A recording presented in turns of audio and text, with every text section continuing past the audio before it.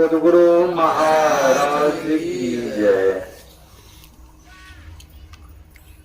परमाराध्य आराध्य जी की श्री जुगल चरणों में कोटि सह नमन। मंच पर मंचासीन पूज्यपाद आचार्य स्वामी श्री पूर्ण चेतन जी महाराज की श्री जुगल चरणों में कोटि सह नमन। मंच पर मंचासीन श्याम बाबा, विनय सागर जी महाराज, भरत बाबा, धर्म प्रेमी माताओं एवं बहनों, सबों को मेरा हार्दिक नमन है। अभी हम लोग श्री रामचरितमानस से पाठ श्रवण की। आप लोग बाबा लोगों से बहुत देर से ही सुन रहे थे। भगवान श्री राम और माता सबरी से 8 प्रकार की भक्ति की उपदेश किए। भगवान श्री राम कहते हैं, जाति पाति कुल धर्म बड़ाई, धन बल परिजन गुण चतुराई, भगतिहीन नर सोहै कैसा, बिनु जल बारिध देखिए जैसा। बहुतों के मन में बात ये होती है, मैं तो उच्च जाति से हूँ, मैं नहीं भी भक्ति करूंगा फिर भी मैं उच्च जाति का हूँ। भगवान श्री राम कहते हैं, उच्च जाति के आप हैं, आप धनवान भी है, बलवान भी है। बलवान जो पहलवान होते हैं, बलवान है, विद्वान है, आप पंडित हैं। आपके अंदर जब भक्ति नहीं है, आप मुझे प्यारे नहीं। फिर भगवान श्री राम कहते हैं, जिस तरह आकाश में बादल लगा करके बारिश नहीं, तो बादल किस तरह देखने में शोभा देता है, फिक्का फिक्का शोभा देता है। क्यों? बारिश नहीं हुई है इसीलिए। ठीक उसी तरह वो नर है जिनके अंदर में भक्ति नहीं, उसी तरह वो नर है। अब माता सबरी से भगवान श्री राम भक्ति पर उपदेश। प्रथम भगति संतन कर संगा, दोसरी रतिमम कथा प्रसंगा। भगवान श्री राम को कहना चाहिए, प्रथम भक्ति मंदिर जाके पूजा करना, वृक्ष में जल चढ़ाना, कि गंगा स्नान करना, बद्री धाम जाना। कहीं हो सकता भगवान राम को भूल हो गई होगी, भगवान राम ने कह दिया प्रथम भक्ति संतन कर।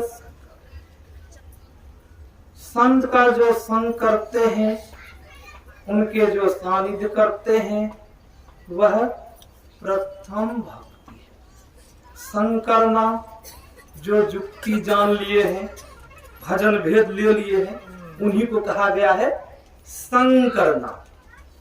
दूसरी भक्ति रतिमम कथा प्रसंगा। भगवान श्री राम कह रहे हैं, जहां मेरी कथा हो रही है, उस कथा में प्रेम करना, वह दूसरी भक्ति है। यहाँ जो कथा हो रही, सत्संग हो रहा है, यहाँ आप इस कथा में सुन रहे हैं, कथा से प्रेम कर रहे हैं, तो दूसरी भक्ति हम आप करें। गुरु पद पंकज सेवा, तीसरी भक्ति अमान, चौथी भक्ति मम गुणगन, गन करई कपट तजी गान। भगवान श्री राम कहते हैं तीसरी भक्ति वो है घमंड को छोड़ करके। बहुतों को घमंड हो जाता है, न जाता है, मैं तो बहुत बड़ा भक्त हो गया हूं, कि यहाँ कह रहे हैं घमंड को छोड़ करके गुरु की सेवा करनी तीसरी भक्ति है। कपट छोड़ गुणगान करना चौथी भक्ति है। गुणगान कहा गया किनको, बताइए? गुणगान किनको कहा गया है? जो हम आप ईश्वर की स्तुति करते हैं, उन्हीं को गुणगान कहा गया है। फिर पुनः गुणगान करके हम प्रार्थना करते हैं, मांग करते हैं, प्रेम भक्ति गुरु दीजिए विनवो कर। हे प्रभु, आप हम पर खुश हैं, आप मुझे क्या दीजिए? संसार के पदार्थ, मुझे आप भक्ति दीजिए। जो कपट को छोड़ करके किसी तरह उनके अंदर में द्वेष भाव ईर्ष्या विकार नहीं हो, वो स्तुति करते हैं। तो सोचिए चौथी भक्ति कर गुणगान कर रहे, कपट छोड़ करके। अब पंचमी भक्ति है मंत्र जाप मम दृढ़ विश्वासा, पंचम भजन सो वेद प्रकाश। जो मनोयोग पूर्वक हम लोगों को जो पवित्र मंत्र मिला है, उनका जो जप करते हैं, वही पंचमी भक्ति है। जो चलते फिरते मंत्र का जप करते हैं, मंत्र में शक्ति होती है। मैं आप लोगों को एक कथा सुनाता हूं। एक गांव में एक सज्जन रहता था। कुछ दिन के बाद उस सज्जन की मृत्यु हो गई, मर गया। पहले की परंपरा थी कि पति के साथ जब पति की मृत्यु होती थी तो पत्नी को चिता में जलना पड़ता था, पहले की परंपरा थी। अब सज्जन की मृत्यु हो गई है, गांव समाज के लोगों को सूचना दी गई। गांव समाज के लोग उनके यहाँ आए और चिता अर्थी सजाई गई, उस लाश को सुलाया गया। अब अर्थी निकल गई। अब सब जो आए थे गांव समाज के लोग, अब माताएं से कहती है तुम्हें भी उस चिता में जलना होगा।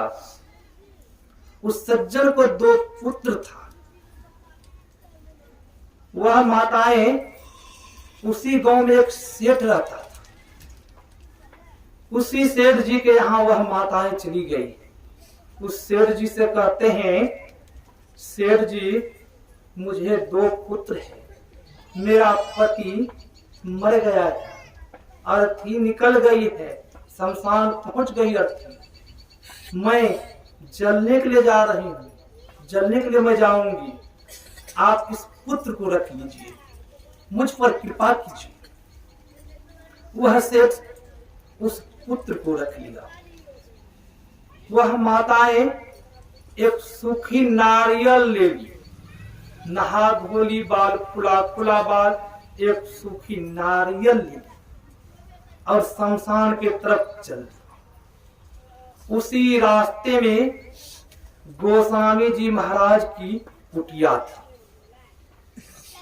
उस माताएं के मन में बात आई, गांव समाज के लोग कहते हैं संत महापुरुष के दर्शन करने से बहुत लाभ होता है, मैं तो अब कुछ ही क्षण में मैं जल जाऊंगी, सो नहीं थे तो संत महापुरुष के दर्शन कर लेते। वह माताएं उस कुटिया में प्रवेश कर जाती। गोस्वामी जी महाराज ध्यान कर रहे थे। वह माताएं धीरे से जाती है, दहिना पैर पर दहिना हाथ, बायां पैर पर बायां हाथ को रखती है और नारियल को धीरे से उतार के रख देती है। जो ही हाथ गोस्वामी जी महाराज के पैर में लगा, गोस्वामी जी महाराज की समाधि ध्यान, आंखें खुल गई। गोस्वामी जी महाराज से मुंह से निकल जाते हैं, गोस्वामी जी महाराज आशीर्वाद देते हैं। क्या आशीर्वाद देते हैं? सुहागवती भव बेटी।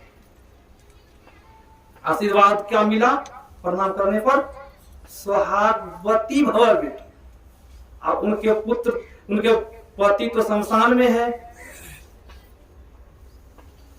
वह माताएं कहती हैं, बाबा आप परम सत्कार हैं क्या? तो गोस्वामी जी महाराज कहते हैं, हाँ मैं परम सत्य कर रहा हूं, सुहागवती भव। तब वह माताएं बोलती है, मेरा पति का मृत्यु हो चुका है, मेरा पति मर गया है, मेरा पति शमशान में है, आप आशीर्वाद दे, सुहागवती भव। तो गोस्वामी जी महाराज कहते, कहाँ है पति? चलो मैं चलता हूं। अब आगे आगे वह माताएं, पीछे पीछे गोस्वामी जी महाराज। शमशान में बहुत लोग जलाने के लिए आए, सबों को हुआ ये संत महापुरुष गोस्वामी जी महाराज आ रहे हैं। जब गोस्वामी जी महाराज शमशान में पहुंचते हैं, उस माताएं से पूछते हैं, कौन है पति? बोला मेरा पति बाबा ये सोया हुआ है। तो गोस्वामी जी महाराज कहते हैं, तुम भी वहां जाके बैठ जाओ, उनके सीना पर हाथ देकर। अब चिता पर लेटा हुआ है, लाश मरा हुआ है, वो माताएं जाती है वहां, उनके सीना पर हाथ रख के वहां बैठ जाते हैं। गोस्वामी जी महाराज सबों से कहते हैं, सब लोग यहाँ आकर के बैठ गए। जितने लोग थे सब आके बैठ गए। गोस्वामी जी महाराज कहते हैं, सबों आदमी आंख बंद करिए, इसमें से कोई आंख नहीं खोलिएगा। जो आंख खोलिएगा तो आप अंधा हो जाएंगे। किसी को आंख खोलना नहीं है। सब आदमी आंख बंद कर लेते हैं। गोस्वामी जी महाराज कहते हैं, सबों आदमी राम का मंत्र का जप कीजिए। सबों आदमी, आप गोस्वामी जी महाराज आगे आगे कहते हैं, हे राम हे राम। आप सब आदमी पीछा से हे राम का मंत्र लगा रहे हैं। गांव समाज में बहुत आदमी बतकट होते हैं, बहुत आदमी बतकट होते हैं। उनको कोई बात कहिए तो बात को काट देते हैं। उसी में से एक आदमी बतकट था। तो सोचा महात्मा जी सबों को आंख बंद करवा लिए, हम लोग जलाने के लिए आए हुए थे, हम लोगों को जाना था फिर घर। कि महात्मा जी आंख बंद करवा ली है और इसे भी बोल दिए हैं, जो कोई आंख खोलेगा वह अंधा हो जाएगा। महात्मा जी सत्य बोलते हैं कि झूठ बोलते हैं, पर देखना चाहिए। जो ही बतकट आंख खोलता है तो ही वह अंधा हो जाता है। वह चिल्लाता है, मैं तो अंधा हो गया हूं, मैं अंधा हो गया। सबों आदमी आंख खोलते हैं। जो ही सबों आदमी आंख खोलते हैं, देखते हैं मुर्दा भी राम नाम का जप मंत्र का जप कर रहे हैं। मुर्दा भी राम नाम का जप कर रहे हैं। अब सबों आदमी कहते हैं अंधा ही अंधा हो गया, अंधा हो गया। तो गोस्वामी जी महाराज कहते, मैं तो पहले ही बोल दिया था, जो कोई आंख खोलेंगे वह अंधा हो जाएंगे। यह सूचना उनकी पत्नी को मिल गई, जिनका पति अंधा हुआ था। उनके पत्नी आ जाती है। उनके पत्नी को यह सूचना मिली और दौड़े दौड़े वहां पहुंच जाते हैं गोस्वामी जी महाराज के पास। गोस्वामी जी महाराज से कहते हैं, महाराज आप तो संत हैं, इनके पति को जीवित कर दिए हैं, मेरा पति को आप अंधा कर दिए हैं, मेरा तो कारोबार रोजगार को खत्म ही कर दिए हैं। तो गोस्वामी जी महाराज ने कहा, मैं तो पहले ही बोल दिया था, मैं पहले ही बोल दिया था, जो कोई आंख खोलेंगे वह अंधा हो जाएंगे। ये नहीं माना, आंख खोला, अब मैं कुछ नहीं कर सकता हूं। तो उसकी पत्नी कहती है प्रभु एक काम तो आप कर सकते हैं, उनका भी काम चले मेरा भी काम चले। बोला ये मैं कर सकता हूं। कहने का मेरी एक आंख की रोशनी चली जाए, उनकी एक आंख में रोशनी आ जाए, उनका भी काम चले मेरा भी काम चले। फिर गोस्वामी जी महाराज कहते हैं सबो आदमी आंख बंद कीजिए, कोई नहीं आंख खोलिएगा, जो कोई आंख खोलेंगे वह अंधा हो जाएंगे। फिर पुनः सबो आदमी आंख बंद कर लिए। फिर कहते हैं सबो आदमी एक स्वर में हे राम हे राम, सबो आदमी एक स्वर में मंत्र का जप रहे हैं, गुणगान कर रहे हैं। होता क्या है, उसकी पत्नी की एक आंख की रोशनी चली गई, इनका एक आंख में रोशनी, के पति के एक आंख में रोशनी आ गई। उनके पति कहते मैं जो देख रहा हूं, जो ही आवाज लगा सब लोग के आंखें खुल गई। सब लोग कहते हैं अब उनका भी एक आंख, उनके एक आंख में रोशनी आ गई, पत्नी के भी एक आंख चला गया। ये किनके प्रभाव से? मुर्दा भी जीवित हो गया। किनके प्रभाव से? मंत्र के प्रभाव से। मंत्र के प्रभाव से मुर्दा जीवित हो गया। संत ने तो आशीर्वाद दिया। प्रभाव किनका? मंत्र का। वही कह रहे हैं पंचम मंत्र जाप मंदिर विश्वासा, पंचम भजन सो वेद प्रकाशा। पंचम भक्ति वही है जो कोई मंत्र को जपते हैं उनके अंदर शक्ति आ जाती है। छठ दम शील बहुत वीर कर्मा निरत निरंतर सज्जन धर्म। छठा भक्ति वह है जो अपने इंद्रियों पर दमन करते हैं। इंद्रियों पर कौन दमन कर सकते हैं? छठ दम शील व्यति बहु कर्मा निरत निरंतर सज्जन धर्मा। इंद्रियों पर दमन कौन कर सकते हैं? जो साहसी है, जो मंत्र का जप करते हैं, इंद्रियों पर दमन कर सकते हैं।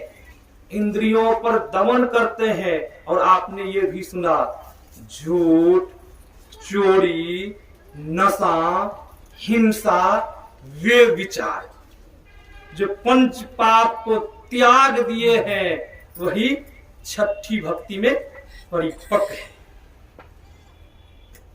जब उसमें से कोई एक पाप हो रहा है तो छठी भक्ति में परिपक्व होंगे? नहीं न होंगे। तो हम आप मानते हैं इस बात को? नहीं मानते हैं। कभी कभी मौका आने पर जब घर परिवार में लड़ाई होती है, झगड़ा होता है, बात को छुपाने के लिए थोड़ा सा झूठ बोल ही लेते हैं। महाराज क्या बतावे, थोड़ा बहुत झूठ बोल लेते हैं। यहाँ तो नहीं कहे गोस्वामी जी महाराज, श्री राम तो नहीं कहे झूठ बोलने के लिए। यहाँ कहे जो पंचशील है वही छठी भक्ति में परिपक्व है, जो पालन करते हैं, झूठ बोल ही लेते हैं, बेईमानी से दानी कर ही लेते हैं, थोड़ा बहुत नशा भी ले ही लेते हैं।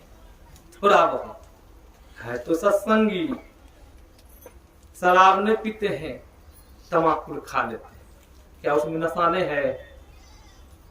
अरे महाराज क्या बतावे, थोड़ा बहुत कभी काल संगति में खा लेता हूं, थोड़ा बहुत।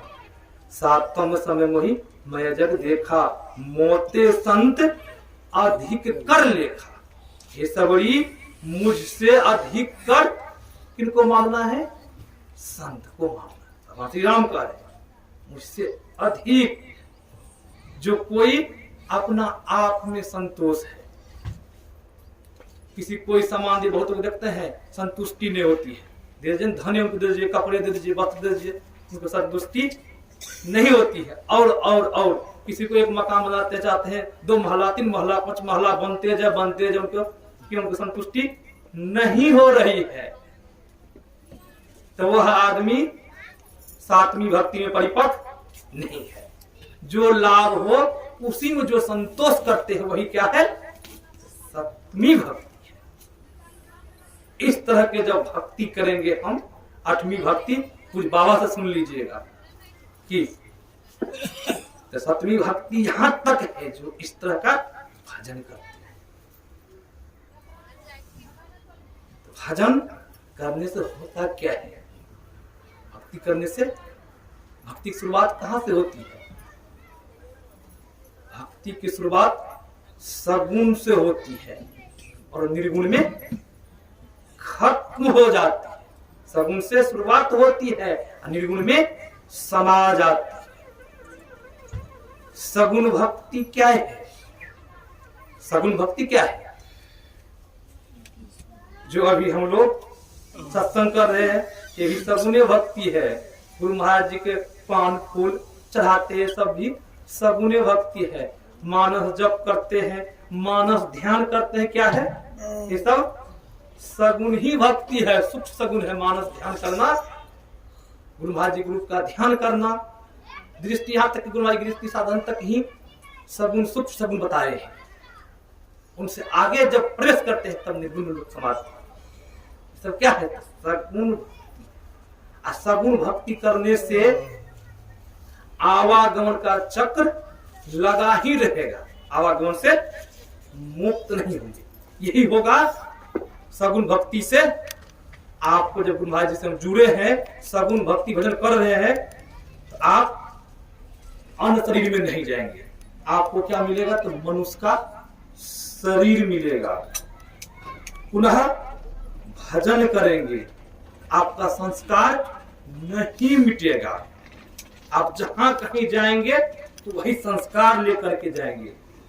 भगवान श्री कृष्ण गीता में कहे हैं, जो भजन करते हैं, भक्ति करते हैं, उनका शरीर छूट भी जाता है तो पुनः वह योगी कुल में जन्म लेता है, किसी श्रीमान के यहाँ जन्म लेता है, उनके अंदर में वही संस्कार है।